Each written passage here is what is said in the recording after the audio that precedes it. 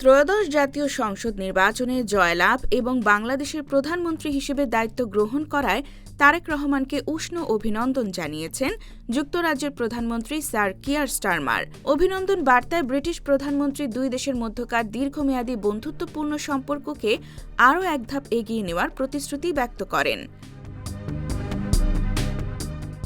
এর আগে তারেক রহমানকে অভিনন্দন জানান যুক্তরাষ্ট্রের প্রেসিডেন্ট ডোনাল্ড ট্রাম্প। চিঠিতে আমেরিকান জনগণের পক্ষ থেকে প্রধানমন্ত্রীর ঐতিহাসিক এই বিজয়ের শুভেচ্ছা ও সফলতা কামনা করা হয়। বুধবার তারেক রহমানের কাছে লেখা ওই চিঠিতে অভিনন্দন জানানো হয়। চিঠিটি প্রকাশ করেছে বাংলাদেশের পররাষ্ট্র মন্ত্রণালয়ের official verified x handle.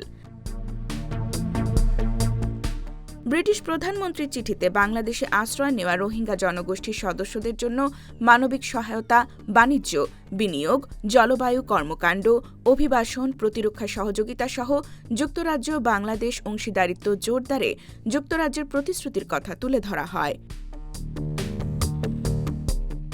British প্রধানমন্ত্রী উল্লেখ করেন, যুক্তরাজ্য ও বাংলাদেশের মধ্যে দীর্ঘমেয়াদী সম্পর্ক রয়েছে। আমি আশাবাদী যে আপনার নেতৃত্বে আমাদের সহযোগিতা কেবল আমাদের অভিন্ন মূল্যবোধ এবং সমৃদ্ধ ইতিহাসের ওপর ভিত্তি করে গড়ে ওঠা। বাংলাদেশের অন্যতম বৃহৎ বিদেশি বিনিয়োগকারী দেশ হিসেবে যুক্তরাজ্য তাদের বাণিজ্য ও বিনিয়োগ সম্পর্ক আরও সম্প্রসারণের আশা প্রকাশ করেছে। চিঠিতে ব্রিটিশ প্রধানমন্ত্রী বলেন, আমাদের অংশীদারিত্বকে আরও শক্তিশালী করতে আপনার সঙ্গে ঘনিষ্ঠভাবে কাজ করার জন্য আমি উন্মুখ হয়ে রয়েছি এবং অগ্রগতি ভাগ করে নেওয়া আমাদের অগ্রাধিকার। IBTV USA, new York.